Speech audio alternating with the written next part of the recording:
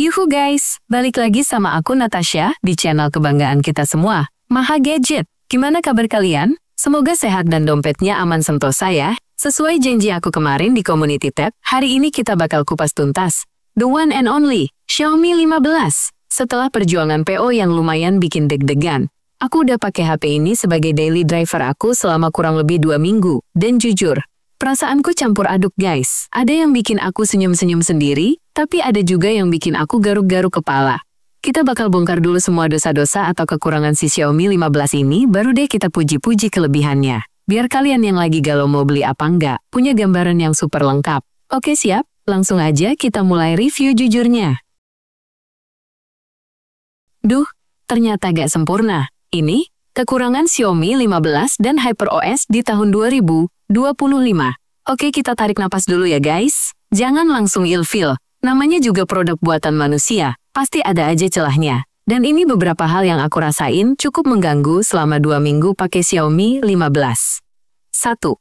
HyperOS, pedang bermata dua yang masih perlu asahan.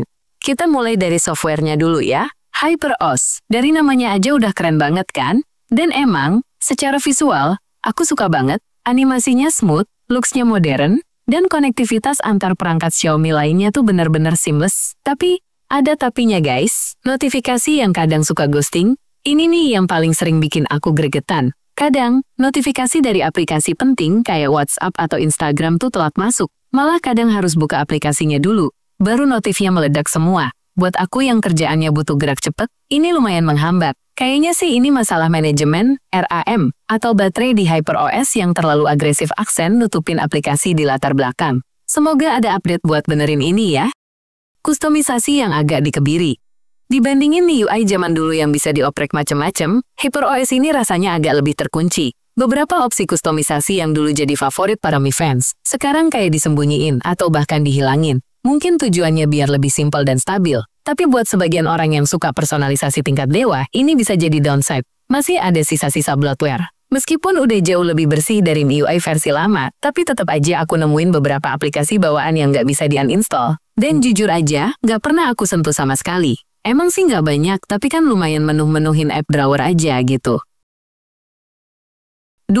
Isu suhu yang bikin tangan anget-anget kuku. Dengan chipset Snapdragon seri terbaru yang super kencang itu, performa emang nggak usah ditanya. Buat main game berat kayak Genshin Impact dengan setting rata kanan, lancar jaya. Tapi, konsekuensinya adalah, anget guys. Kalau main game lebih dari 30-40 menit, bagian belakang, terutama di dekat area kamera, itu mulai berasa anget. Nggak sampai panas yang bikin nggak nyaman banget sih, tapi cukup berasa. Buat editing video di CapCut, dengan resolusi 4K juga sama. Kayaknya sistem pendinginnya kerja keras banget, tapi belum 100% bisa jinakin panas dari si chipset gahar ini. Jadi, kalau kamu heavy user banget, mungkin perlu pertimbangin pakai cooler tambahan. 3. Kamera telefoto yang jomplang di malam hari. Xiaomi 15 ini kan punya 3 kamera belakang yang speknya dewa banget di atas kertas. Kamera utamanya, juara. Nanti kita bahas di bagian kelebihan. Kamera ultrawide-nya juga oke punya, tapi kamera telefoto atau zoom-nya ini yang agak PR. Kalau di kondisi cahaya melimpah, hasilnya tajam. Warnanya bagus, detailnya dapet. Tapi begitu diajak kerja di kondisi low light atau malam hari, kualitasnya langsung turun drastis. Noise-nya kelihatan banget, dan detailnya jadi kayak lukisan cat air. Jomplang banget sama hasil kamera utamanya. Jadi kalau kamu sering banget pakai fitur zoom buat foto-foto malam, mungkin ini bisa jadi pertimbangan serius. 4. Desain modul kamera yang super menonjol. Ini soal selera sih, tapi aku harus sampein. Modul kamera belakang Xiaomi 15 ini gede banget guys. Dan nonjolnya itu lumayan signifikan. Kalau ditaruh di meja, udah pasti goyang-goyang. Selain itu, karena ukurannya yang besar, dia jadi magnet debu dan sidik jari. Aku harus sering-sering ngelap area kameranya, biar tetap kinclong. Pakai case emang jadi solusi, tapi kan jadi nambah tebel HP-nya. Tapi tenang, kelebihannya bikin jatuh cinta kok. Udah cukup ya ngomongin yang jelek, sekarang kita bahas sisi manisnya. Karena sejujurnya, di luar kekurangan tadi, Xiaomi 15 ini benar-benar HP yang bikin aku susah buat berpaling. 1. Performa, udah. Kayak bawa laptop gaming di tangan. Ini nggak lebay. Semua aplikasi rasanya enteng banget. Buka tutup aplikasi, scrolling sosial media, multitasking belasan aplikasi sekaligus, semuanya mulus tanpa ada kata lag sedikit pun. Pengalaman main game juga bener-bener imersif. Kombinasi performa chipset yang super cepat bener-bener jadi resep anti lemot paling ampuh di tahun 2025. 2. Layar AMOLED yang nggak ada obat. Oh my god, layarnya. Ini salah satu hal yang paling aku suka. Xiaomi pakai panel LTPO AMOLED terbaru yang warnanya tuh vibrant banget, tajam, dan punchy. Tingkat kecerahannya juga gila-gilaan. Di bawah terik matahari siang bolong pun layarnya masih kelihatan jelas banget. Refresh rate 144 Hz-nya bikin semua gerakan di layar dari scrolling sampai main game terasa battery smooth. Nonton Netflix di sini tuh rasanya kayak bawa bioskop pribadi. Bezelnya juga super tipis, bikin layarnya kelihatan makin luas dan modern. 3. Kamera utama selevel kamera profesional. Kalau tadi kamera telefotonya aku kritik, sekarang aku mau puji kamera utamanya setinggi langit. Sensor 1 inci yang mereka pakai bener-bener bukan gimmick. Siang hari, detailnya super tajam, dynamic range-nya luas banget. Bagian langit yang terang dan bagian bayangan yang gelap, semuanya bisa ditangani dengan baik. Warnanya juga natural, nggak terlalu lebay. Malam hari, ini dia jagoannya, mode malamnya bener-bener bisa menyulap malam jadi siang. Fotonya terang, minim noise, dan detailnya masih terjaga dengan sangat baik. Efek bokeh alami dari sensor besarnya juga bikin hasil foto potret kelihatan mahal dan profesional. Buat konten, ini udah lebih dari cukup. 4.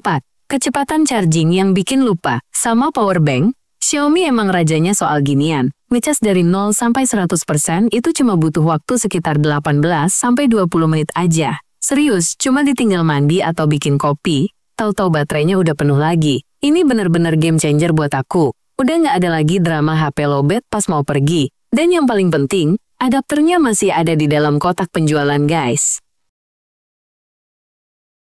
5. Kualitas audio dan haptic feedback yang premium. Sering disepelekan, tapi dua hal ini penting banget buat pengalaman pengguna. Stereo speaker di Xiaomi 15 ini suaranya kenceng, jernih, dan bassnya berasa nendang. Disetel sama Dolby Atmos. Buat nonton atau dengerin musik jadi asik banget. Getaran atau haptic feedbacknya juga terasa solid dan presisi. Nggak kayak getaran murahan. Ngetik di keyboardnya aja jadi berasa lebih mantap.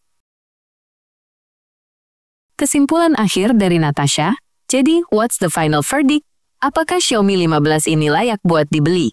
Jawabanku, tergantung. Kalau kamu adalah orang yang butuh performa paling kencang, layar paling bagus, kamera utama yang super andal buat foto-foto, dan kecepatan charging kilat, beli aja guys, kamu nggak akan nyesel. Kelebihan-kelebihan ini benar-benar menutupi kekurangannya. Kalau kamu super sensitif sama notifikasi yang kadang telat, butuh banget kamera zoom yang konsisten di segala kondisi cahaya, atau kurang suka sama HP yang agak anget pas diajak kerja keras, mungkin kamu perlu pikir-pikir lagi atau lihat-lihat kompetitornya. Intinya, Xiaomi 15 di tahun 2025 ini adalah sebuah paket flagship yang sangat menggoda dengan beberapa catatan kecil. Dia bukan HP yang sempurna, tapi dia adalah HP yang sangat-sangat powerful. Dan punya banyak kelebihan yang bikin jatuh hati. Gimana nih menurut kalian? Ada yang udah pakai Xiaomi 15 juga? Coba dong share pengalaman kalian di kolom komentar, kita diskusi bareng. Jangan lupa juga buat like, komen, dan subscribe biar aku makin semangat bikin konten kayak gini.